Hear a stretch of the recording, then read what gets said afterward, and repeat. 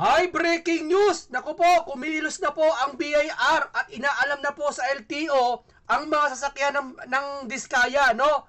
Ito po, no, balita po itong mga nakaraan pa na ang kotse pala, ang sasakyan pala ng mga Diskaya ay pwedeng umabot ng 1 bilyon. Ayan po, napakalaki po netong halaga nito. Sabi niya ni Senator Marcoleta, natatandaan nyo, pwedeng ipang tapat doon sa mga flood control kung sakaling mapatunayan ang mga nasabing kontraktor na to ay nagkasala sa ating batas at lipunan, no? Ito nga, tingnan nyo, basahin natin to. 1 billion luxury cars, tinatayang aabot hanggang 1 billion ang kabuuan. Ay may possible, di ba? May possible na pwedeng umabot ng ganung kalaki.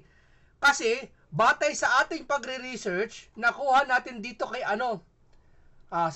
nakuha natin dito kay, nasa na ba yon? Hahanapin natin kay, eto, basahin mo natin to. 1 billion luxury cars, tinatansiyang aabot hanggang 1 billion ang kabuuan halaga ng mga 40 luxury cars. Sa tingin ko sa 40, aabot ang mga siguro mga 200 million lang. Pero kung sabi nila, higit sa 40 to at 100 to, at may higit 100, aabot nga na 1 billion or kulang-kulang, no?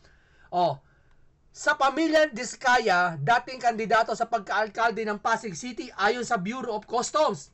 Batay sa nag-viral na panayam kay Diskaya, sinabi ng BOC, spokesperson Atty. Jet Morilnilla sa programang Parekoy ng Abante Radio na nasa 18 million hanggang 25 million ang bawat isa sa mga sasakyan. Kasabay nito, nagsasagawa ng inisyal na investigasyon ang BOC upang alamin kung legal ang pang-angkat sa mga luxury car at kung nabayaran ng kakulangan buwis. Alam mo kasi, kumbaga, para sa akin parang lumalabas kasi, hindi naman kasi pababayaan ng mga Diskaya ang sasakyan nila na walang buwis. Ang dito ang usapan, kasi lumalayo ang usapan Ang usapan nito, kung mapatunayan na sila nagkasala, ay kukunin ito. Hindi ito kung usapin na isisilipin ko nag-BIR ba sila. Ano naman, babayaran nila yan kahit 25 million payat sa kanila o million payat yan sa kanila kung susutusin. Kung meron silang tinatago. Pero ang pinag-uusapan kasi dito dapat, hindi itong LTO, hindi itong kung ano. Sabi ni Senator Marcoleta, kung mapatunayan sila na may pagkakasala sa lipunan at may pagkakulangan, napatunayan sila talaga, tatapatan yung ginawa nila. Napatunayan, maraming investigasyon pa yan. Pero hindi natin pinagbibintangan ang Diskaya. Kung mapatunayan, sabi ni Senator Marcoleta, kukunin yung mga sakyan, pwedeng kunin at ipantatapat doon. No? Ipantatapat doon sa kakulangan. Kasi kung dito kasi parang BIR, parang ganti na lang to Dito to lang. Sisilipin BIR. Anong gagawa niyan? Silipin mo ang BIR, silipin kung may babayad ba ng tax yung sasakyan. Ano mangyayari? May babalik ba yung flood control kung sakaling sila may kasalanan May babalik ba? Hindi na. Magbabayad na ng tax yan. Magkano ba tax yan? Maabot ng 1 billion, payat yun. Sabi niya nila, laki-laki ng kita nila, di ba? Sabi, interview kay Babaw ba yun? Kapangalan ng Bilyonaryo News, yung kanilang kinikita kada taon yata. Hindi ko alam kung anong buwan o taon ba yun. Di ba? Sabi, payat sa kanila. Sabihin, ang iniresolve natin dito, yung kakulangan ng mga napabayaan kung sakaling sila ay nagkasala. No? Tuloy natin. Kasabay nito, nagsagawa ang inisyal na investigasyon ng BOC upang alamin kung legal ang pang-angkat ng luxury car at kung nabayaran ang kakulangan buwis. Nakikipag-ugnayan na rin ang ahensya Land Transportation Office para verifikahin ang Vehicle Identification Number BIN ang bawat sasakyan.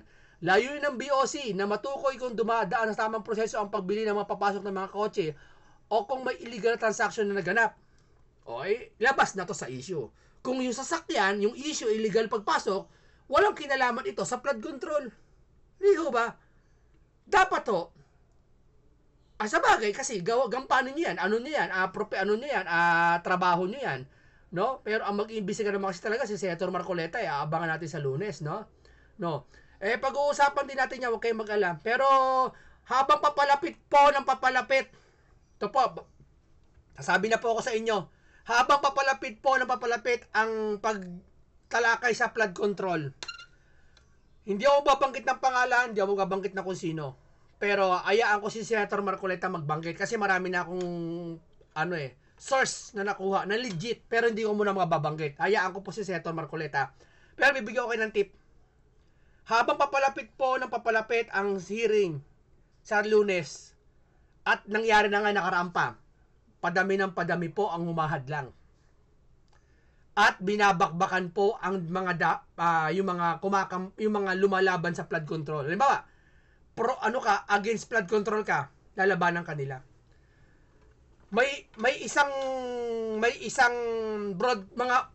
network na nakikisawsaw. Ha? Tinitira ang religion ng isa. Bigyan ka ng tip. Dinidivert tactics nila. Tinitira religion ni ganito para doon mapunta yung atensyon ng tao. Kasi alam mo naman pag religion ang pinag-uusapan di ba, aalma ka talaga Ganito, ano ba, religion mo pinag-usapan, magagalit yung tao. Di ba? Kaya yung religion ang tinitira nila ngayon para ma-divert yung issue. At yung taong mag-iimbestiga, tinitira nila ang religion. Ngayon, yun ang siya babasa iba, pero talakay natin sa ibang paraan yan. Huwag mo tayo magbanggit dyan. Huwag natin pangunahan ang mga dapat kinauukulan. No? Pero, hindi sila patas lumaban. Dapat din yung sinisingit yan. Una, nire-resolba ito hindi para sa kung anong religion. Nire-resolba ang problemang ito para sa taong bayan. Hindi para sa inyo, hindi para sa amin, para sa lahat sa mamamayan at sa bansang Pilipinas. Ha? Pababayaan nyo bang bahalang ito? O, magsisingit kayo ng isang issue para malihis ang issue dun sa flood control at yung nag-iimbestiga at parang titirahin nyo pa. Sige nga, nasa mga puso ng mga to. Di ba, nasa ng mga puso ng mga to? Nililis nila, gumagawa sila ng mga gimmick, gumagawa po sila ng mga kakaibang kontrobersiya na binubuhay muli nila. Ha? Sino nakakaalam? Mag-ano kayo? Sige. Ayoko muna. Itong topic na to, talakayan na ito, tungkol sa kotse. Isiningit ko lang to. Pag-uusapan natin sa mga susunod, abang-abangan natin. Di ba? Dito na tayo. Etong diskaya po, maaring pag napatunayan po na sila'y nagkasala, maaring pasukin yung bahay nila o may warrant of arrest o may order na nakukunin yung sasakyan. Kung mahabang prosesoan yan, hindi yan basta-basta nakukunin mo. Diba? Pero pag sinabi ni Marcoleta na maaring ipantay doon, pwede mangyari yun. Pero isa sa batas pa yan, ilalagyan pa ng mga dadaan pa sa korte yan. Pag naaprobahan na yan, saka kukunin. Hindi nagsasabi ng iba na sa comment section, kukunin ka agad. Hindi yon. Pag napatunayan pa. Pero abang inosente pa naman ang mga kontraktor, hindi pa kikilos ang batas. Maaring investigasyon pa gaya ng LTO kung yung ba ay naka-register, may batas sa kanila, may ano sa kanila na nagbabayad ba ng tamang buwis yun, doon pa lang yun sa mga minors. Pero sa mismong issue, hindi pa yon kikilos, no? Painggan natin ito. Painggan natin to. Ariel, sabi niya ba? Andali. Ariel, sabi niya ba, hindi basta itong mga diskaya, nabanggit niyo ho sa mga pribadong kumpanya. Ito ho yung nabanggit namin sa customs ito sa inyo pong counterpart doon, kay Commissioner Ariel.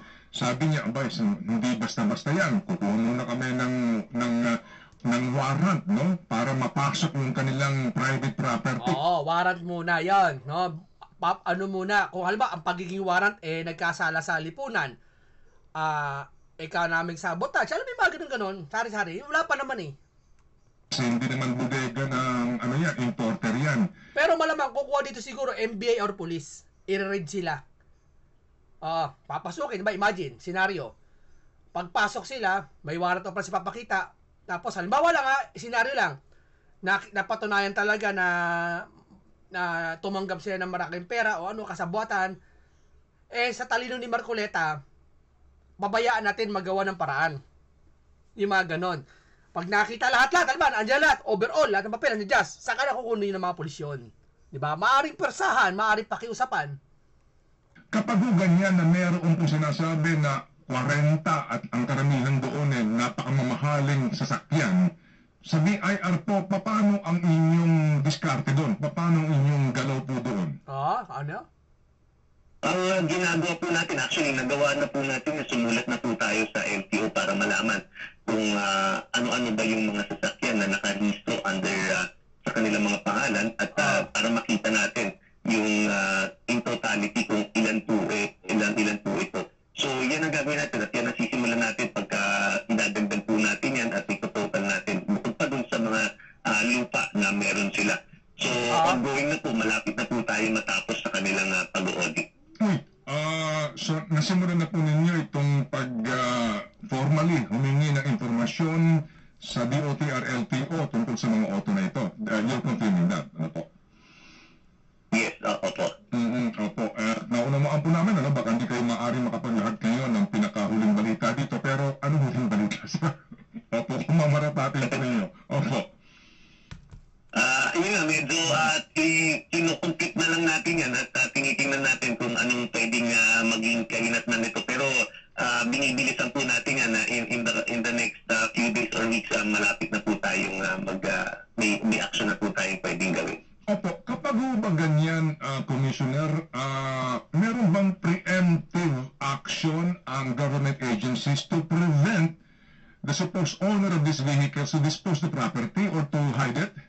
Alam niyo yun, yung mainit ngayon, sobra, so dispose na natin to. Alam mo, ito si Ted Pailon. Ako hanga ako dito eh. Bakit?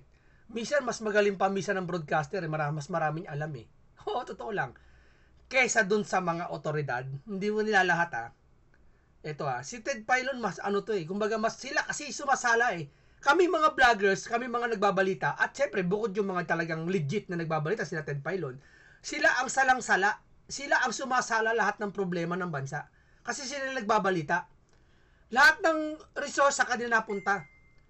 Kaya anong nangyayari, marami silang alam. Diba? Hindi sila pwede ma-fake news.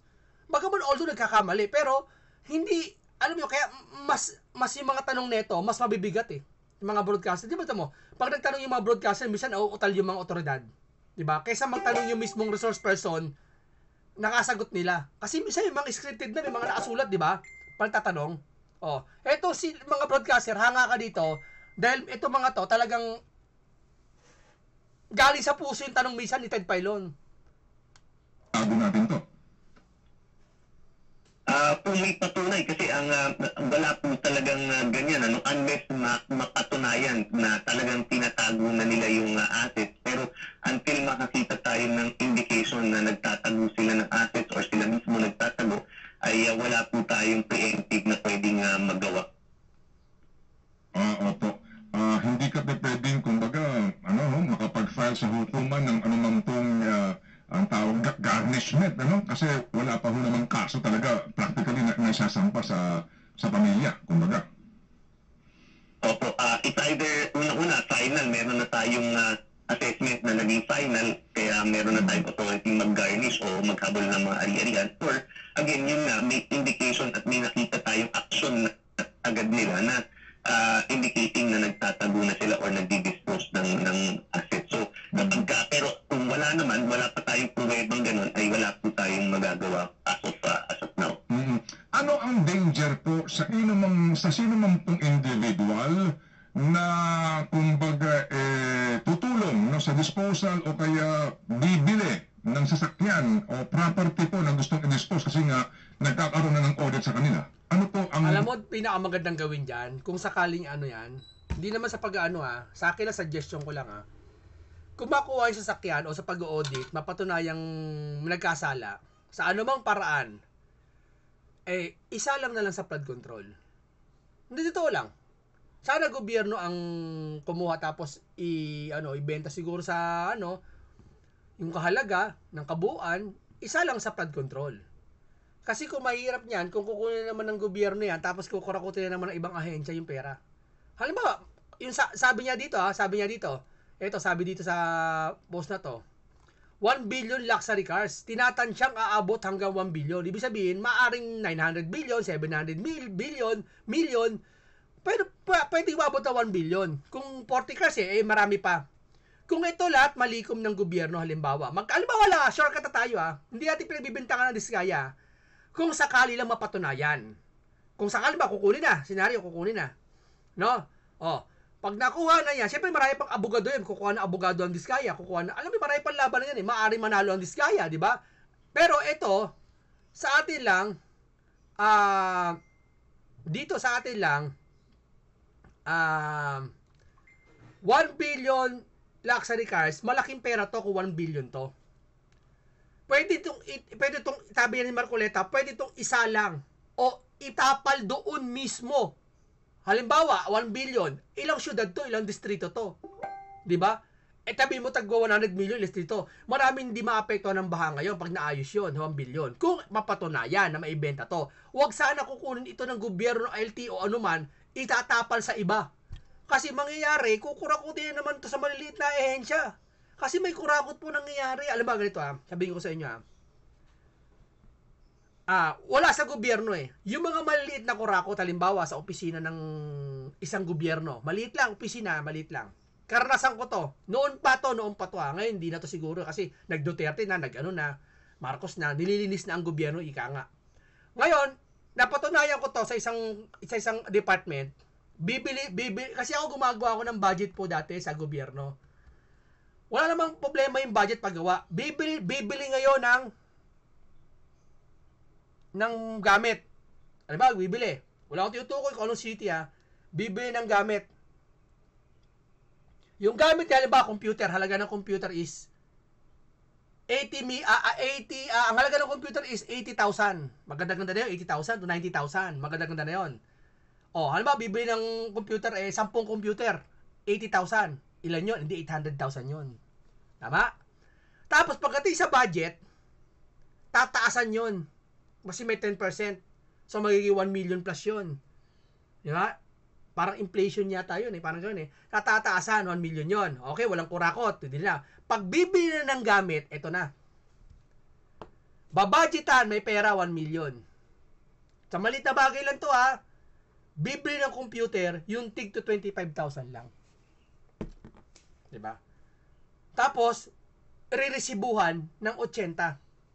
So, sa isang computer, kung kickback sila ng 25,000, kumpitin nyo, 65,000 or almost 55,000 sa isang computer. Yun ang kinita nila. Doon lang sa maliit lang yun Sa maliit lang yun. Nakurakot na. Pag pinagsama-sama mo yan, milyon yan.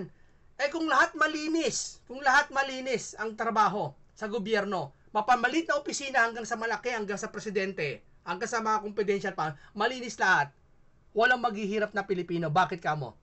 Kasi may lalagay sa mga tama, libreng hospital. Biruin mo, may mga libreng hospital dyan na mga... marami akong kilala mababait na politiko Ako katulad ko, may politiko akong kilala dito sa lugar namin. Libre hospital niya. Pagpapacheck up ako sa kanya, libre. Tapos yung gamot, bibilin mo nga lang. Pero libre siya kasi nga, doktor siya ng bayan. Politiko na rin siya. Di ba? Maraming ganyan Ibig sabihin, imbis na mailibre ng gobyerno yung mga dapat ilibre sa taong bayan, dialysis. Dialysis, libre niya, pero yung gamot, binabayaran. Kung maisalpak na lang doon yung pera, imbis na kurakutin ng mga maliit, kahit sa opisina, giginhawa lahat ng buhay ng tao. Gets nyo? Kaya sana itong 1 billion na to, kung makuha naman yung kotse, kung sakali mapatunayan sila nagkasala, kaya sana, madala sa magandang paraan yung pera. Okay, saan na ba tayo? Meron bang danger doon sa sino man pong bibili nun? O maaari sabihin na, in good faith namin nabili yan Yun lang pwede nilang i-claim. Pero kung mapatunayan din, baka pwede natin na masama na, kasi pwede natin maituring din na tax evasion at ito, dahil nga dinidispose yung asset nila, di ba? So kung mapatunayan yan na nagkasabatan po baka may potential liability din po sila. Yun siya sabi ko pag napatunayan. Ito, DPWH, pakinggan natin si Bonoan ngayon. Meron mo kaming task. Ay, mamaya na yan. Dito mo tayo kay Senator Rodante Marcoleta. Kasi, sabi ko nga kayo, balikan natin, habang papalapit po tong Monday, sa isang araw na yon, marami pong humahad lang. Ayoko man sabihin, pero may mga nababalitaan ako. Kaya, ulitin natin yung sinabi ni Marcoleta dito, kasi mabigat tong topic na to eh. Talaga, ito ano to eh. Kumbaga talagang sensitive to kasi pinag-uusapan dito, bilyon eh. Sa pagitan ng bilyon at nag-iimbestiga at yung taong bayan naghihintay. Gets nyo? Maraming taong bayan nawawalan ng pag-asa na wag na maghintay, hayaan mo na sila, karmay na sila. Pero maraming taong bayan naghihintay. Bakit? Hanggang ngayon lubog sa bahay. Hanggang kailan ba kami nito maayos? Hindi po maayos, ma'am, kasi yung ilog doon umapaw. Kailangan lagyan ng malaking pader. Billion project yun. Sa kukuha ng pera? Di magtitiis. Wala pang budget eh. Ubus yung pera eh. Alam nga naman may mayaman na mag-ano doon. Sumagot doon. Walang mayaman na magsasagot doon. Kaya sagutin ng bilyonaryo dito sa Pilipinas na private. Magtitiis yung mga mahihirap ngayon. Anong gagawin? Tititigan na natin. Kaya ginagawa ng paraan ngayon ni Senator Rodante Marcoleta. Ito ang isa sa mga paraan niya. Painggan nyo ha. Kung apat na pong sasakyan po na mamahalin, pati po yung bahay ko, inyo na po, ibenta po ninyo para maibalik po. Okay, umirma ka rito.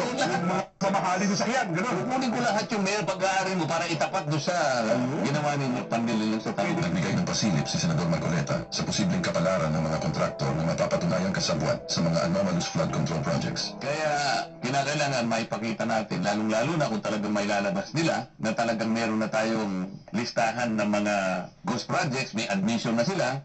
Gusto kong makita, para doon pa lang, papanagutin na natin kung sino may kasalanan. Kasi ghost ito eh. Totoo. Ghost ito, hindi po pwedeng walang managot dito. Yung ghost talagang walang kano. Yung mabuti-buti pa yung substandard, at least medyo mababawi mo na konti. Well, may nakita ang tao, pero yung talagang totally ghost, yung 55 talagang, Ghost talaga, di mo makikita talaga eh. Hahanapin mo eh.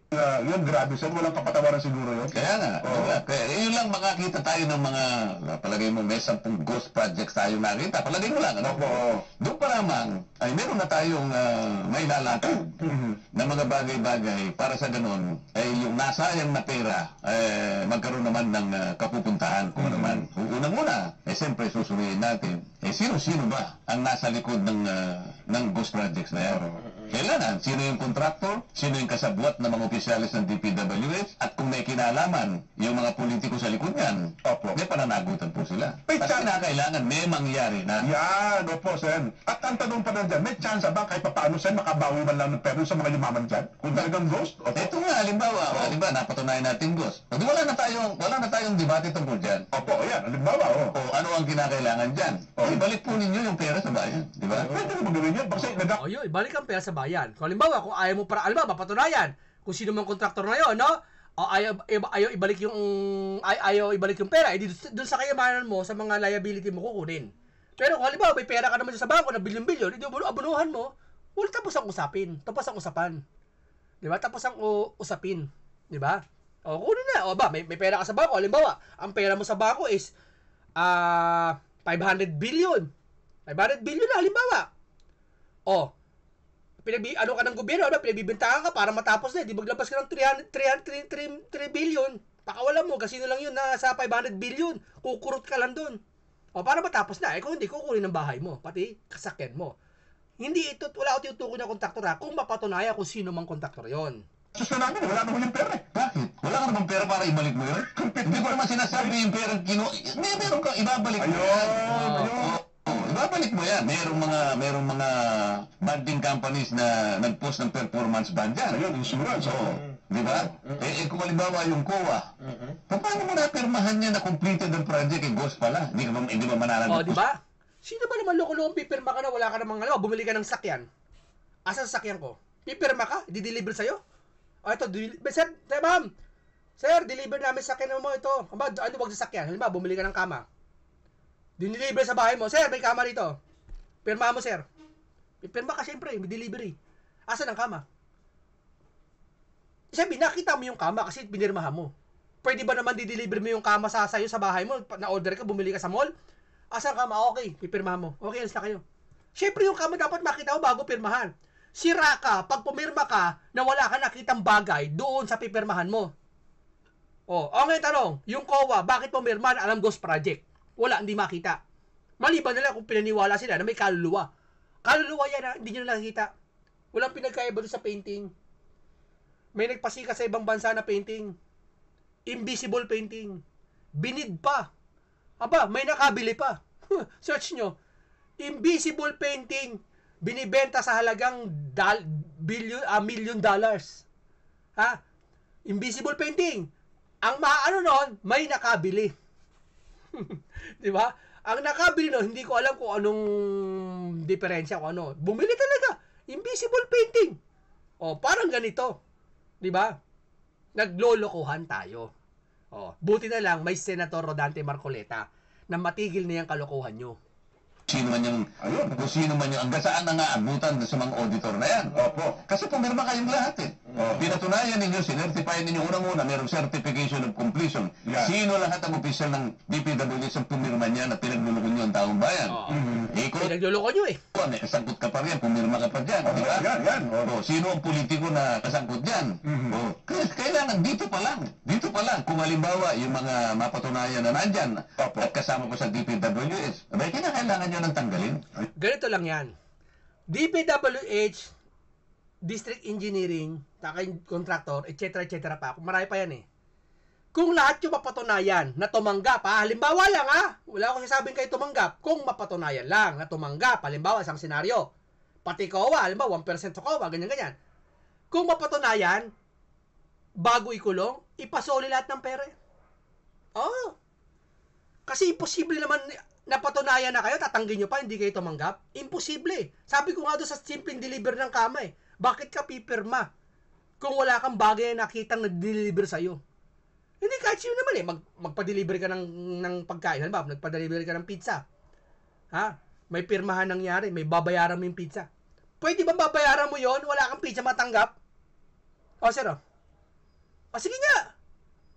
Maliban na lang yung perang binayad mo, kasabot ka. May anomalyang gagawin kayo.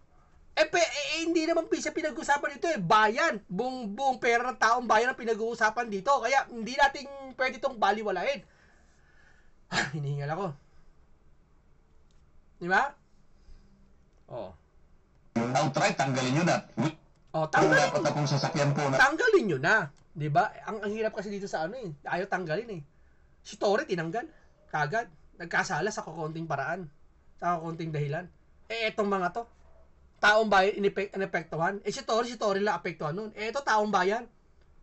Kung pinalitan nyo na yan, iba kasi ganito yan Habang hindi nyo pinapalitan ang mga sekretary ng nasabing ahensya ng gobyerno na sangkot sa flood control, hindi magsisimula ang bagong investigasyon. Hindi lalakad, uusad ang investigasyon. Uusad pero mabagal, mahihirapan. Pero sa galing ni Senator Marcoleta, baka dito mahirapan. Pero sabi ko kung tutulong ang presidente sana, kung concerned po kayo, Mr. Marcos, sa flood control natin sa Pilipinas, ang pagiging pinakatulong din nyo, sibakin lahat na nasa ahensya ng sangkot sa flood control. Idea ko lang yun, suggest ko lang yun Bakit? Para mas maimbestigahan. Kasi habang nandoon ang habang nandoon nakaupo sa nasabing ahensya ng gobyerno lahat ng sangkot sa flood control, maraming takipan. Malay mo, kaibigan niya pala yung district engineer o kaibigan niya yung congressman ng isang ahensya ng gobyerno. Mahihirapan. Magiging bias. Di ba? Kung kamag-anak mo pala yon, pinsan mo pala, okay, best friend mo. Minsan mahalaga pa ang best friend sa kamag-anak best friend mo pala yon. Sa tingin mo, kaya mong kastiguhin yon? Palagay natin nanay mo. Ito, best friend mo, mahal-mahal mo, di ba? Palagay mo, nagkasala yon sa batas ng bilyon ng project. Contractor, halimbawa, best friend mo. Ikaw nakaupo sa ahensya ng gobyerno. Tingin mo, kaya mong imbestigahan yon? Dapat palitan ka para ibang tao yung walang sangkot, walang karelasyon dun sa mga sangkot na flood control. Gets nyo? Pakinggan natin si Manny Bonoan, si Secretary. Ano pa pong effort ang gagawin ng DPWH para po maisagawa, makita talaga kung anong klaseng lifestyle mayroon ang officials ng DPWH? I have also created po yung psycho practice task force po na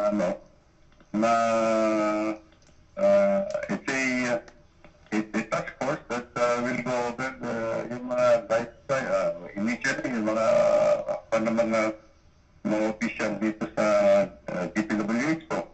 Meron po kami anti-corruption task force. Meron na po ito dati pa. Hindi po. Ngayon pa lang. Recently. Alam mo, ganito kasimple yan eh. Ganito lang yan ha. Sipin nyo ha, tama ha. Ito. Anong sabi? Meron na po ba kayo dati na itong investigasyon? Anong sabi? May chat lang ako. Ito. Ulit. Meron po kami anti-corruption. Meron sila anti-corruption task force yata. Meron na po ito dati pa. Meron na ito dati pa, tinanong ng isang broadcaster. Hindi po. Ngayon pa lang.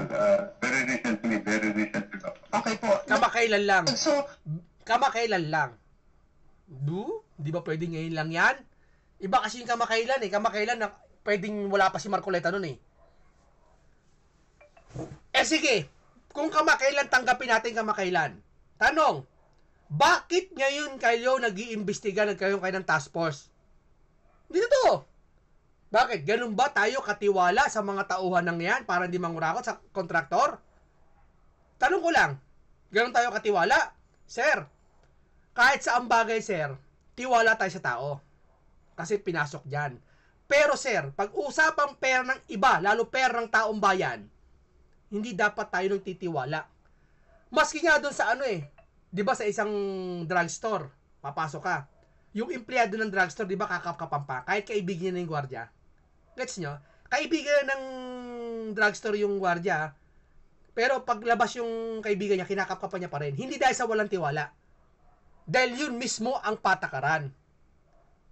Yun ang mismo para SOP, yun ang pinakapatakaran doon. Kakap-kapan, kahit kakilala mo, kahit nanay mo, kakap-kapan mo.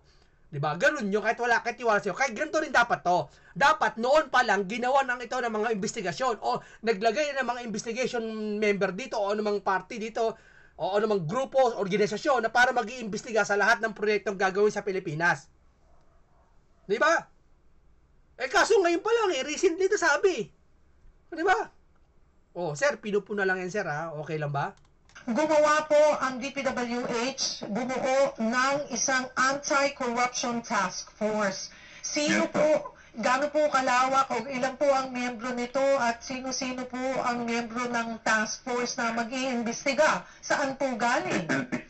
It will be headed po dito sa with yung undersecretary po namin for technical services, so in charge po for audit, at saka kung lahat po ng involved, may technical member, may legal member from the legal service, at from other bureaus po para kompleto po yung pagsasagawa ng investigasyon. Tama pansinin nyo Sabi ko nga sa inyo, mula na naupo si Senator Rodante Marcoleta, lahat ng ibang ahensya ng gobyerno na maaaring magiging sangkot sa issue, gumagawa na sila iba't ibang paraan. Nagmamadali sila, nagkukumahog sila. Nagkukumahog yung kabila mag-investigasyon, kami rin magkakandak ng investigation, kami rin ganito rin. Yung mga dating anti-impeachment kay Sara, inuuna lagi si Sara, yung taong bayan na ang nagalit, at tapos si Marcoleta na ang naupo bilang Blue Ribbon Committee, lahat sila nagkukumahog na. Tayo din, ganito rin. Pansinin nyo. Diba? Wala silang initiative. Kung baga sa barel, kung di mo kalabitin, di puputok. Pero bagay na mali. Bakit? Ibig sabihin, wala sa puso ang ginagawa. Bakit? Kasi dapat noon nyo pa ginagawa. Diba? Kasi kung halimbawa, dati noon nyo pa ginawa, talaga masasabi namin, nasa puso nyo yung para sa taong bayan. Na yung effect, yung cause, yung effect ang makikita. Ano ba ang effect? Ito yung baha. Kung noon nyo pa pala ginawa lahat ng bagay na isip nyo na isip ni Marcoleta ngayon. Kasi para lumalabas, kami rin magkakandak. Yung kabila, kakandak din. Isa magkakandak din kabila. Magkasalita pa, magsisisiyan pa. Noon din nyo ginawa yan Puro Sara kayo Puro digong kayo Di ba? Napansin nyo? Pero po baka mapuna na ito pong miyembro ng task force ay mula din sa loob, mga kapwa DPWH authorities, officials. Wala ho bang balak na kumuha ng third party para mas sabihin natin na mas talagang patas po ang pag-iimbestiga? Yan, yung third party po, kukuha ka, hindi yung kakilala mo, hindi yung kadikit ng ahensya mo, sa iba. Kung meron kayo ng we would welcome po yung third party pag-iimbestiga ng isa for nandito naman po yung Commission on Audit. Yung Commission on Audit are undertaking na. Sabi nga ni Senator Marcoleta, yung Commission on Audit paano ka pumirma kung ghost project yung inuno mo? Bakit mo nang pagkakatiwala doon sa isang sangkot din? Hindi naman sangkot. Iniimbestigahan pa. Diba? Ang third party, syempre, kukuha ka. Siguro mag-create ang bagong gobyerno ng isang investigation. Yung sabi mo nga, Sir Bonoan, yung sinasabi mong task force na yan, dapat di nyo kakilala, dapat hindi kayo yan. Ibang tao. Kumbaga sa debate sa religion, halimbawa, debate ng religion 1, religion 2, dapat yung mismong referee, yung tatawag na arbiter, yung tatawag sa taga-husga ng debate sa religion, hindi niya ka-religion yung kukunin debate at ibang religion din. Yun ang third party na patas. Kasi kung kukunin mo, ito, religion 1, religion 2, nagdidebate.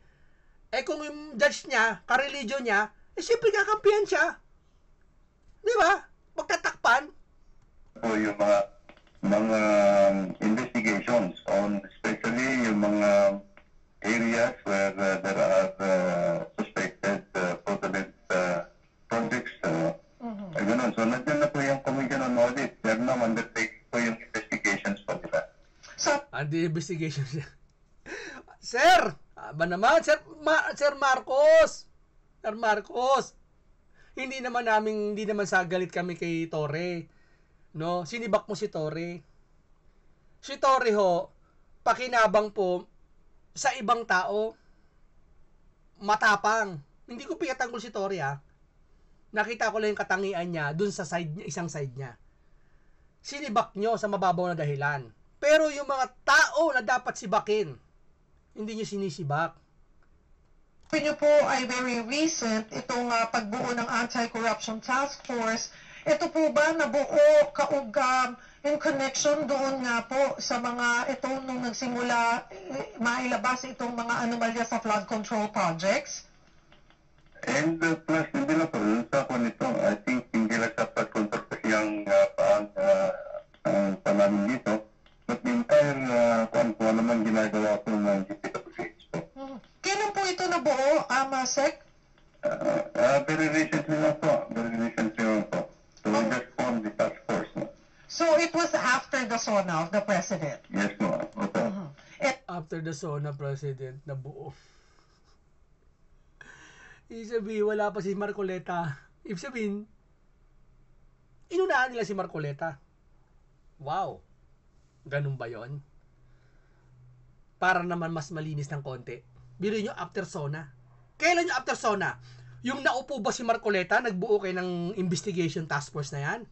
O yung nakaupo na si Marcoleta Blue Ribbon Committee? Kailan yun? After SONA na yon? Kasi ang nangyayari po para lumiligtas tayo Gusto malaman ng taong bayan, dito nakikinig ngayon. Gusto malaman nila, kailan kayo bumuo? Nang sinasabi yung task force na pag-uungkat na mga ganyan. Kasi actually, wala naman kayo na, naiambag Siguro yung ghost project sinabi nyo. Pero yung mga iba pang, yung mga ginawa dyan sa paligid ng Pilipinas, ang nag-aambag yung netizen kinukuha na ng video. Di ba yung sa Tarlac, kinukuha na yung video, nagtatapal dun sa riverbank ba yun? Tinatapalan ng pulkasil. Biri mo! Tinatapalan ng semento, ng bulkasil. Para wag lang makita na may sira Wag lang ma-check Sabi ko nga, ang masama nun, kung bumagyo, sira yun. Ang apektado, taong bayan. Mas maganda na, mainam sabihin mo na yun, na sira para maayos na, magawa ng paraan. So far po ay ilang opisyal na po ang iniimbestigahan. Saan po nagsimula yung pag-iimbestiga ng Anti-Corruption Task Force?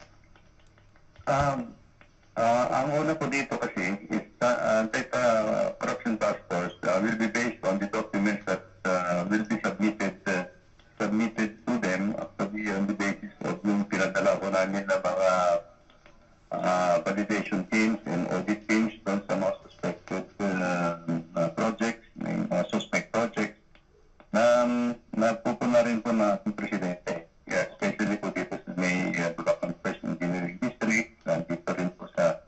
May Mindoro, may mga ibang... Lifestyle, basahin nyo, lifestyle check sa mga opisyal ng gobyerno, iniutos ni PBBM. Matagal nang hinihili ng taong bayan yan. Hindi lang si Sara. Di ba, ang sigaw ng taong bayan dati, wag lang si Sara. Mga nag-rally pa, wag lang si Sara ang i-lifestyle check nyo or imbestigahan nyo. Yung iba din. Tagal na yan. Hinihintay nyo pa maapektuhan yung taong bayan bago nyo gawin yan. Di ba? O, tama ang DDS, mali. O, bagaman ang DDS ayaw nyo, pero tanggapin nyo minsan may tama sila. May pagkakamali din kayo. So, all this, meron kaming information about yung mga projects that ito po, kinukuha na kaagad yung validation team namin dito, and then, yung task force nito will do all the necessary investigations, so we'll be filing actually the charges po siguro, that will warrant after the documentation has already been consolidated. So mga regional engineers, district engineers po ang sinimulan ng imbestigahan. Tama po ba, Sec? Yes po, yes. Yes po, yes. Ano yung imbestigahan nyo? Kung yun nga, sinuhulan si Lebiste. Diba? Nagpiansa ata 60,000 Ganun kadali, no? Dapat ako, idea ko kung talagang nagkasala, at yun na nga, nasuhulan. Timing. Ha? Kung talaga napatunayan halimbawa nagkasala tungkol sa pangungurakot o panunuhol, dapat taasan ng piyansa. Totoo lang. Kung ako batas gagawa ako isang batas nakatutok lang doon. Sa lahat ng proyekto ng gobyerno na manunuhol, tataasan ko piyansa, hindi 60,000. Gagawin kong 100 million ang piyansa. Hindi lang 100 million, wag na. 500 million na piyansa. Kung ako yun, ako. Doon lang partikular sa napatunayan ng proyekto ng gobyerno tapos nanuhol ka, wag 60,000, 500 million. Oh. Di ba? O hindi tatlo kayo, hindi 1.5 billion yun. Oh. Para man lang, kung sakali magpiyansa ka, yung pera man lang, hindi masakit sa amin. Maibalik yung gobyerno, maipagawa sa mga bagay na kung bakit siya nanuhol. No, yun lang yun. Sa akin lang gagawa akong batas. Kung wala akong 500 million, mabulok ko sa kulungan. Di ba? Yun lang yun, di ba? Maraming salamat po sa inyong lahat.